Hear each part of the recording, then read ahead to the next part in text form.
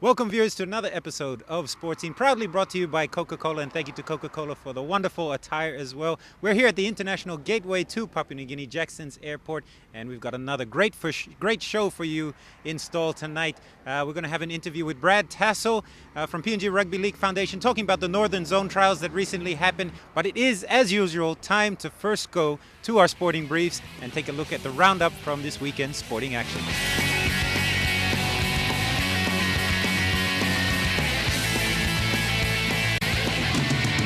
And the sports briefs this week, and the quarterfinals for the Digicel Cup in Port Moresby, the Meoks booked their spot in the next round of the finals as they sail home to a 24-16 victory over the Tigers. In Kokopo, Gurias punished the Vipers 28-8. This coming Sunday we'll see week 2 of the final series.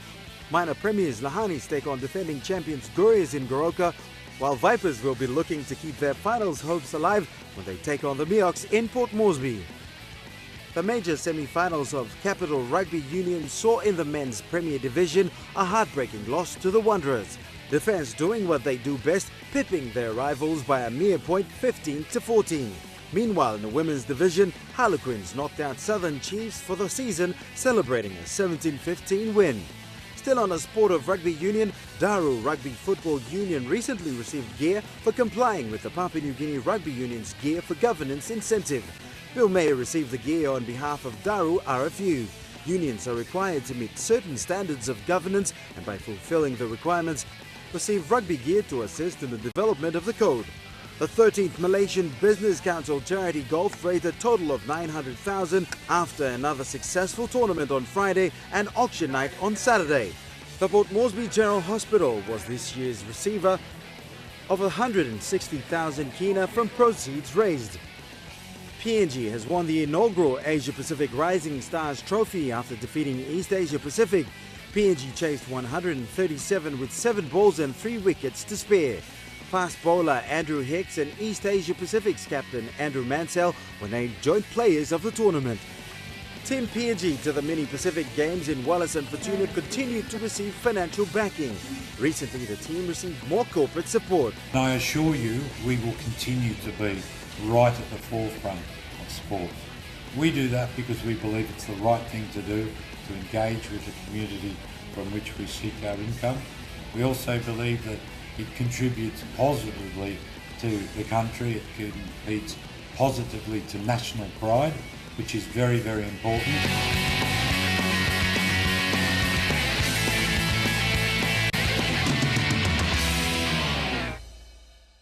And that was Sports Briefs for this week. Now I'm here joined by the president of PNG Netball Federation, Julian Leka Maliaki. Julian, welcome to the show. Thank you very much, Andrew. And we're here talking about the under-21 netball team to the Glasgow World Championships. They have just left over the weekend, and it looks like it's going to be an exciting time for these young girls as they go halfway around the world to compete at these World Championships. You must be excited to see the girls finally on the plane. Yeah, I'm so glad, and I can't say. I can't understate the support that we have been accorded by the government, particularly through the Ministry of Sports and the PNG Olympic Committee through the Grassroots for Gold program. So thank you very much, because the support has enabled the girls to finally get on the plane. They are on the plane, and they're going to be going all the way over to Glasgow. It's a very high-level competition. It is the World Championships. They're up against the 20 top teams, or 19 other teams from around the world. And could you just go through the teams that they'll be facing in their pool matches? Yeah, PNG is pooled in Pool D. They'll be playing against Singapore. Will be their first game on the 23rd, and then they play England, Barbados, and then Republic of Ireland, and then depending on their performance in the pool games, they advance to the next level. So it is exciting. 70% of this team is quite raw, but we are very comfortable because we have a good number of the peppers in this team. You just mentioned there are a couple of more experienced players that had that competition experience at the Pepes level, the national team level. Could you just share with us and the viewers out there some of those players, who they are and what positions they play in? The current captain of the PNG Junior Peppers, Margaret Eka, is a member of the current national Open Peppers team. Neri Adula from Lae, Morobe Province, who continues to fly the flag of Morobe. She's doing a good job so far, and she's also in the team. Tau Galewa from Port Moresby. Mary Paul Beulah, also from Port Moresby, but is currently residing in Octady. They form they're part of the current national team, and they are the most experienced players on this current trip to Glasgow. You're going to obviously the team will be relying on those experienced players to lead them. You're up against some quite experienced teams, if I say so. England, Republic of Ireland, of course from the United Kingdom, the Commonwealth, as well as Barbados and Singapore. Singapore we have played against at the national team level in the Singapore Championships. Who are you expecting to be the tougher of those teams? England's number 3 at the moment in the world as far as the open team and the under-21 team is. So that's going to be our toughest match. I think we'll have a very good match against Singapore because we have the same strengths. Barbados and Republic of Ireland, they have a lot of flair in them. The Africans have a lot of flair in them, and our girls can put up to that because we have a similar style of game. So we're expecting good competition with the 3. England will be a good challenge for our team because they're number 3 right now in the world. And for the viewers out there, I know everyone's going to be keen, waiting for the results coming out of Glasgow. Could you just remind us when those matches are going to be played? The first game's on the 23rd of August, the second game's on the 25th of August, the third game's on the 26th of August, and the last game's on the pool game, last game's on the 28th of August. So thereafter, they go into knockouts. But we will be having our commentary team from Glasgow, who will be providing all the feedback back to PNG Netball here, and of course the media. So I'm sure our viewers and our supporters and our corporate sponsors and the government will be getting a good feedback from Glasgow. We'll definitely be looking forward to those results. Very quickly, Jules, you mentioned that this is a young team. There are some experienced players in this. Obviously, we're building towards 2015 in the Pacific Games. What sort of results are you looking for out of this tournament? And apart from the actual results on the field, what else are you hoping the players gain from this? We are building towards 2015. It is important that we start preparing, and Netball started that process in 2012, and we're going aggressively. And thanks to the government that we've got this sort of funding to make us do that. We are hoping that we will put a very strong team for 2015. We are on the right path in doing that. We know that there are some other potential players out there, and we are inviting them to come to our national championships in September here in Port Moresby because that's where the talent ID process begins as well. We want to make sure we put the best team, and this team that's in Glasgow or traveling to Glasgow right now, 90% of that team I believe will form the next PNG team. So it's in that direction. It's the objective of the government, and we incline to do that. Well, on behalf of Coca-Cola Sports Scene, and I'm sure all the viewers out there watching, good luck to the team, and we look forward to seeing some good results coming out of Glasgow. Thank you very much. Thank you, everyone. Thanks. Thank you to Julian Maliaki-Leka, the president of PNG Netball Federation, and we're going to be seeing our girls in the action of the Under-21 World Championships over in Glasgow, Scotland over the coming days. Good luck to them. We're going to go to a break now, but when we return, more on Sports Scene.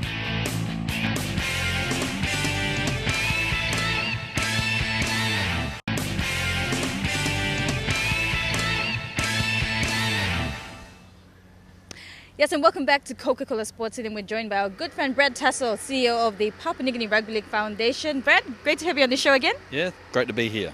All right, you recently were down in Morobe Province. Tell us a bit about the zone championships that you attended there. Yeah, look, we're holding zone championships right across the country. We had our first one in Kwikila a few weeks ago for Southern Zone, and the second one was in Wau for Northern Zone.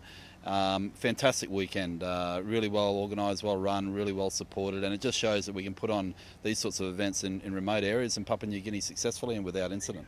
Oh, just for our viewers' benefit, tell us a bit about the championships itself. Well, championships, we're holding one in each of the 4 regions, so Southern, Northern, Highlands and the Island Zone. From there, there's 20 players that are selected, 5 officials, and then they take part in the national championships, which is happening in Lae on the 14th through to the 16th of September, which is Independence Weekend. And then from there we select an honorary national side, and that's made up of players from around the country from the 64 various leagues that don't participate in the Digicel Cup competition. So it's an avenue for those players to play at a higher level and to be noticed by Queensland Cup or Team Kumul officials as well to go on to further honours. So how many teams took part in the championships? The one up in Wau, there was 8 teams that took part in that.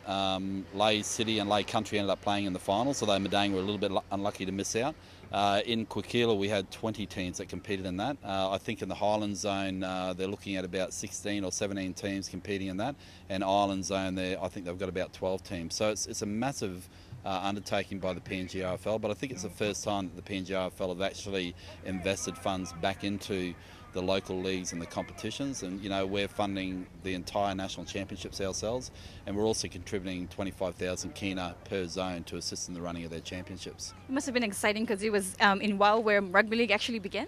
Yeah, that's the story. I've been told that WOW was the birthplace of rugby league in Papua New Guinea, and then it filtered down through to Bololo and then down to the Ley district and to the rest of Papua New Guinea. So, we did up a special plaque commemorating that for the WOW Rugby League and presented that to them after the grand final on Sunday. And yeah, it was a real honour for me to go up there and take part in that whole weekend of festivities and events, and it was just a carnival atmosphere, and I really enjoyed it.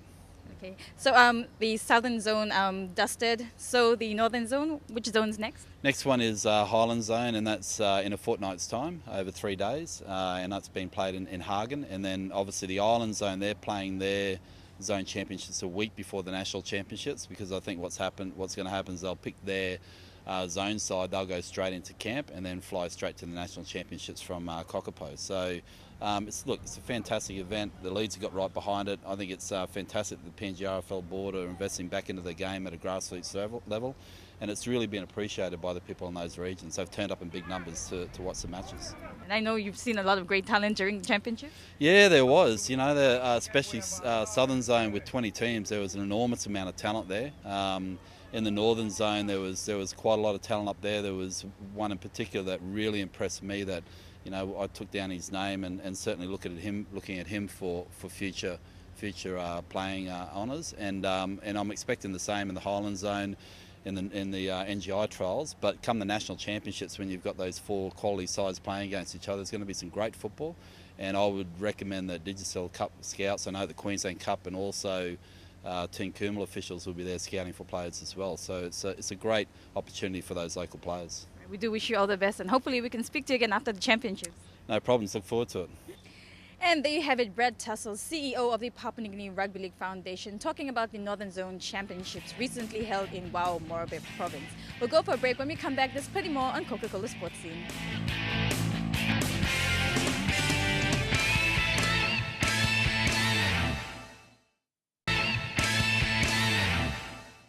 Just tell us a bit about your matches leading up to the big one. Yeah, well, we played 5 games, and we've won all our games, and we drew with the most competitive opponent was the Brisbane Connections, but we drew with them 2-2. Then we took them on again in the finals, the gold medal playoff, and we beat them 2-1 for the gold. But otherwise, it was good. It was all an experience, and we played good hockey on the turf especially, and we're looking forward to having our turf here. And I think our women, unfortunately, we had to join with an Australian team to go, but I know we have the skills and experience here, and if the turf comes, I know we can get gold, our PNG women, in our age group and even the younger ones. But we had a great time. Yeah. Okay, the Masters age group, what age group is that? It was in the 50+ age group. Yes, so that was it. They had range from the 35, 40, 45, 50, and 55. So you guys played in Yes, we played in the 50+. 50+. Yes. So did you expect to win? Oh yes. Yeah. We knew. Confident. We very were confident. because Yeah, we were. the women that in the Cairns team that we've always played against them in the Pan Pacific Masters, so a couple of them, and we have one representative in the Cairns Classic team that is an ex-Australian representative. So, but we knew from the start that we're winning gold, nothing than the gold, but we did. Yeah. But the grand final was tough. Yes. But we did our best and we went through it with no problem. Yes. What is the experience like for you? Oh, it was awesome.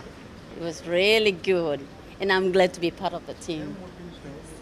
So hopefully you can get more women involved? Yes. Well, we hope the women are here. so. We just have to get ourselves together and wait for the next, prepare for the next World Masters, which will be in Auckland? Auckland. and it's in 2017. 2017. So by then we know we'll have the turf and we'll get a goal. I know the women that we have been playing together in the Pan Pacific Masters, we all went. We should have a challenge at this Masters, but fortunately we couldn't make a team, but I think we will in 2017. Have either of you taken part in previous Masters tournaments? Yes, we did. How many The- have you? The Sydney World one Masters, in Sydney. the World Masters in 2009 in Sydney. How did you go in that one? We finished sixth, but that was good for us. We played all the Australian teams, but knowing them having the opportunity upper hand of playing on the turf, but with us we finished sixth, which was good. And this so- time around, unfortunately, it was gold. That's right, with the other team, but we'll look forward for a goal with our PNG women's team in 2017. We wish you all the best and welcome back to the Thank Thank you. you. Thank you. Thank you.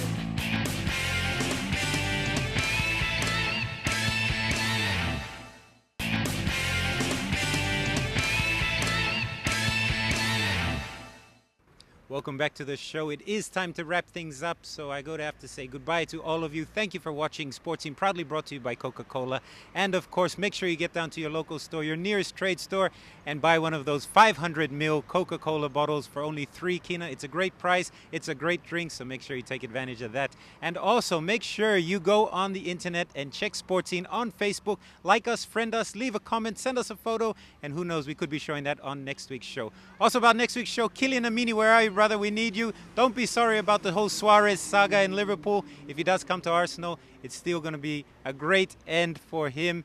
And I'm sure everyone out there is excited about the Premier League campaign starting again over the weekend, as I am. I'm also excited about next week's Sports Scene, so make sure you stay tuned and tune in next week. Same place, same time for Sports Scene here on MTV.